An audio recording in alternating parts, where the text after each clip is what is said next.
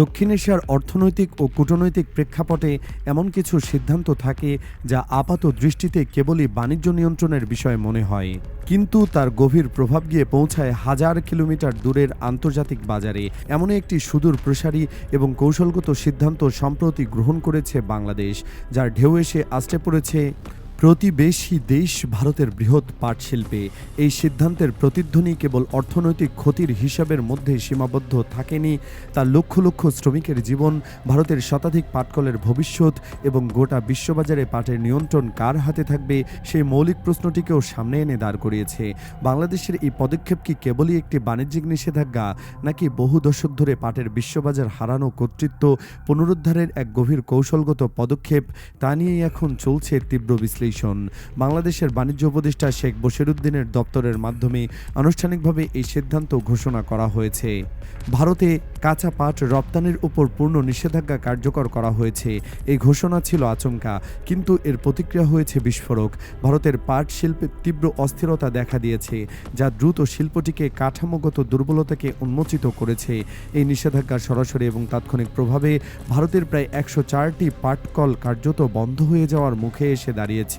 এই প্রতিষ্ঠানগুলোতে কর্মরত প্রায় ২ লক্ষাধিক শ্রমিক হঠাৎ করে কর্মহীন হয়ে পড়েছেন। এই শ্রমিকরা আজ তাদের ভবিষ্যৎ নিয়ে চরম অনিশ্চয়তার মুখে। ভারত দীর্ঘকাল ধরে বাংলাদেশ থেকে কাঁচা পাট আমদানির উপর নির্ভর করে এসেছে।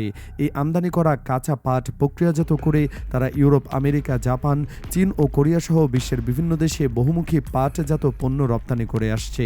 কিন্তু বাস্তবতা হলো, কাঁচা পাট আমদানিতে ভারত প্রায় পুরোপুরি বাংলাদেশের ওপর নির্ভরশীল। পরিসংখ্যান বলছে, ভারতের ব্যবহৃত মোট কাঁচা পাটের প্রায় ৮৫% আমদানি করা হয় বাংলাদেশ থেকে। আর এই নির্ভরশীলতার মূল কারণ হলো, বর্তমান বিশ্বে পাট উৎপাদনকারী শীর্ষ দেশ হিসেবে বাংলাদেশ নিজের অবস্থান সুসংহত করেছে। বৈশ্বিক উৎপাদনের প্রায় ৯০%-এরও বেশি পাট উৎপাদিত হয় বাংলাদেশের উর্বর মাটিতে। বাংলাদেশ কর্তৃপক্ষ হঠাৎ করে পাট রপ্তানিতে এই কঠোর নিষেধাজ্ঞা আরোপ করায় ভারতের পাট শিল্পের ভবিষ্যৎ এখন চরম অনিশ্চয়তার মুখে পড়েছে। এই সিদ্ধান্তের চরম মূল্য প্রতিফলিত হচ্ছে কাঁচা পাটের মূল্যে। গত জুলাই মাসে ভারতে প্রতি টন কাঁচা পাটের দাম ছিল মোটামুটিভাবে ৬০,০০০ টাকা, যা আন্তর্জাতিক বাজারের সঙ্গে সামঞ্জস্যপূর্ণ ছিল। কিন্তু নিষেধাজ্ঞা আরোপের পরেই সেই দাম অস্বাভাবিকভাবে লাফিয়ে বেড়ে দাঁড়িয়েছে প্রায় ২,৩২,০০০ টাকায়। এই আকাশছোঁয়া এবং অকল্পনীয় মূল্যবৃদ্ধির ফলে আন্তর্জাতিক বাজারে ভারতীয় পাট শিল্প তাদের প্রতিযোগিতার সক্ষমতা ধরে রাখতে পারবেন কিনা তা নিয়ে এখন বড় ধরনের সংশয় তৈরি হয়েছে। কাঁচামালের এই অস্বাভাবিক মূল্যবৃদ্ধির কারণে তাদের উৎপাদিত পণ্যের উৎপাদন ব্যয় এখন এমন পর্যায়ে পৌঁছে গেছে যে বিশ্ববাজারে ক্রেতাদের কাছে তাদের টিকে থাকা কার্যত অসম্ভব হয়ে উঠেছে। ভারতের প্রায় $৫ বিলিয়ন সমমূল্যের পাটজাত পণ্য রপ্তানির যে বিশাল বাজার, তা আজ অস্তিত্বের সংকটে ভুগছে।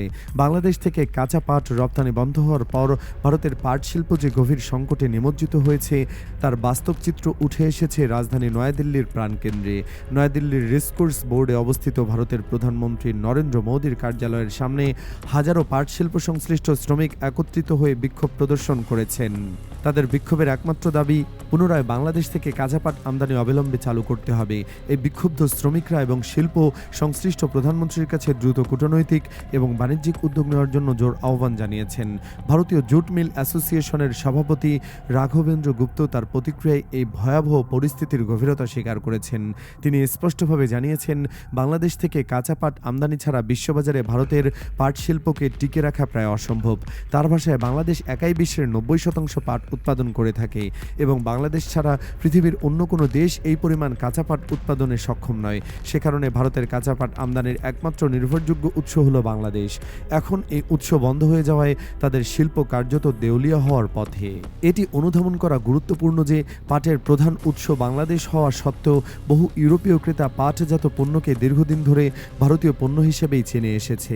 এর মূল কারণ হলো, ইতিহাসের এক বিশেষ সময়ে যখন বাংলাদেশের রাষ্ট্রায়ত্ত পাটকলগুলো একের পর এক বন্ধ হয়ে যায়, তখন ভারত অত্যন্ত সুচতুরতার সাথে বিশ্ববাজারে পাটের এই বিশাল বাজার দখল করে নেয়। ফলে দীর্ঘ সময় ধরে আন্তর্জাতিক বাজারে পাটজাত পণ্যের একক শক্তি হিসেবে কার্যত রাজত্ব করে আসছিল ভারত। যদিও পাট উৎপাদনে বাংলাদেশ বিশ্বের প্রথম স্থান ধরে রেখেছে, তবুও পাটজাত পাটজাত পণ্য রপ্তানিতে দেশটি এখনও অনেকটাই পিছিয়ে আছে। এই বৈপরীত্যের পেছনেই রয়েছে একাধিক ঐতিহাসিক এবং অত্যন্ত বিতর্কিত কারণ। 1971 সালের স্বাধীনতা যুদ্ধের পর বাংলাদেশের পাটকলগুলোতে ব্যাপক লুটপাট চালানো হয়েছিল বলে ঐতিহাসিক অভিযোগ রয়েছে। অভিযোগ অনুযায়ী সেই সময় ভারতীয় সেনাবাহিনীর কর্মকর্তারা বাংলাদেশের পাটকলগুলো থেকে মূল্যবান যন্ত্রপাতি ও মেশিনারি ভারতে নিয়ে যান।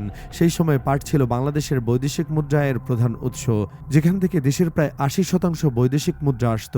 বাংলাদেশের পাট শিল্পকে পরিকল্পিতভাবে ধ্বংস করার পেছনে ভারতের একটি দীর্ঘমেয়াদী কৌশল ছিল বলেও জোর দিয়েছেন অনেকেই। সেই কৌশলে ধারাবাহিকতায় একসময় বন্ধ হয়ে গিয়েছিল বিশ্বের বৃহত্তম পাটকল নারায়ণগঞ্জে অবস্থিত আদমজী জুট মিল। এই ঐতিহ্যবাহী পাটকলে একসময় প্রায় লক্ষাধিক শ্রমিক কাজ করতেন। রাষ্ট্রায়ত্ত এই পাটকলগুলো বন্ধ হয়ে যাওয়ার ফলে সবচেয়ে বেশি লাভবান হয় ভারত। তারা সহজেই বাংলাদেশের শূন্যতা পূরণ করে বিশ্ববাজারে একক নিয়ন্ত্রণ নিয়ে নেয়। তবে সময়ের চাকা ঘুরেছে। বর্তমানে বাংলাদেশের অন্তর্বর্তী সরকার আবারও রাষ্ট্রায়ত্ত পাটকলগুলো পুনরায় চালুর উদ্যোগ গ্রহণ করেছে। সবচেয়ে তাৎপর্যপূর্ণ বিষয় হলো এরই মধ্যে বাংলাদেশের পাটশিল্পে বড় ধরনের বিনিয়োগের ঘোষণা দিয়েছে চীন। তারা আধুনিক প্রযুক্তি এবং উন্নত প্রক্রিয়াজাতকরণ ব্যবস্থার মাধ্যমে বন্ধ হয়ে যাওয়া পাটকলগুলো আবারও চালু করার প্রতিশ্রুতি দিয়েছে। বিশ্লেষকরা বলছেন, যদি এই উদ্যোগ সফল হয় তবে বাংলাদেশ খুব অল্প সময়ের মধ্যে বিশ্ববাজারে তার হারানো অবস্থান পুনরুদ্ধার করতে সক্ষম হবে। দীর্ঘদিন ধরে আন্তর্জাতিক বাজারে পাটজাত পণ্যের সরবরাহে ভারতের একচেটিয়া আধিপত্য থাকলেও চীনের এই বিশাল বিনিয়োগ বাংলাদেশের জন্য এক নতুন সম্ভাবনার দ্বার খুলে দিয়েছে। এর ফলে বাংলাদেশ আবারও ভারতীয় পাট শিল্পকে বিশ্ববাজারে কঠিন চ্যালেঞ্জ জানাতে পারবে, যেখানে গুণগত মান এবং আধুনিকতা প্রাধান্য পাবে। চীনের পাশাপাশি পাকিস্তানও বাংলাদেশের পাট শিল্পে বড় অঙ্কের বিনিয়োগের ঘোষণা দিয়েছে।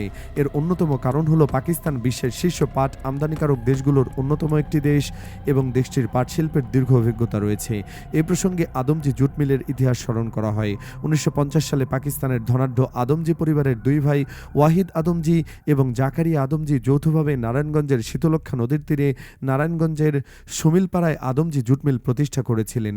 প্রায় 297 একর জমির উপর গড়ে ওঠা এই ঐতিহ্যবাহী পাটকল 1951 সালের 12 ডিসেম্বর থেকে উৎপাদন শুরু করে। পরবর্তীতে উৎপাদন বাড়ানোর জন্য আরও প্রায় 3300টি তাঁত স্থাপন করা হয়েছিল।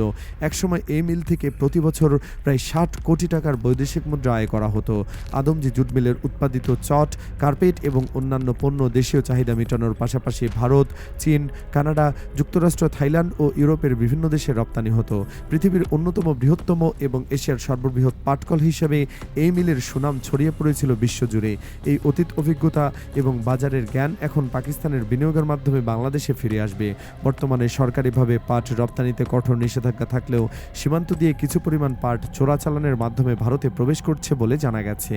তবে বাংলাদেশ যদি এই নিষেধাজ্ঞায় আরও 1 বছর কঠোরভাবে ধরে রাখতে পারে এবং চোরাচালান সম্পূর্ণভাবে বন্ধ করতে সক্ষম হয়, তবে ভারতের পাটকলগুলো কার্যত সম্পূর্ণভাবে বন্ধ হয়ে যাওয়ার আশঙ্কা তৈরি হবে। এই পরিস্থিতিতে বাংলাদেশের জন্য বিশ্ববাজারে তার হারানো অবস্থান পুনরুদ্ধার করার এক বিরল সুযোগ এনে দেবে। এরই মধ্যে বৈশ্বিক প্রেক্ষাপটে পাট শিল্পের অনুকূলে একটি জোয়ার সৃষ্টি হয়েছে। প্লাস্টিকের ব্যবহার বৃদ্ধি পাওয়ায় পরিবেশের দূষণ মারাত্মকভাবে বাড়ছে। এই কারণে ইউরোপের দেশগুলোতে পরিবেশবান্ধব পাটজাত পণ্যের চাহিদা দ্রুততার সাথে বৃদ্ধি পাচ্ছে।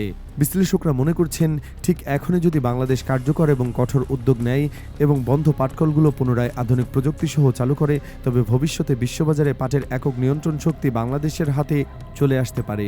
বাংলাদেশের এই নীরব সিদ্ধান্ত তাই কেবল আজকের বাজার অর্থনীতির একটি ধাক্কা নয়, এই বহু দশক ধরে হারানো অর্থনৈতিক সাম্রাজ্য পুনরুদ্ধারের একটি সুচিন্তিত, কৌশলগত এবং অত্যন্ত সময়োপযোগী পদক্ষেপ। এই সিদ্ধান্তের প্রভাব দক্ষিণ এশিয়ায় ছড়িয়ে আন্তর্জাতিক বাণিজ্যের গতিপথ নির্ধারণে এক নতুন দিগন্ত উন্মোচন করতে চলেছে।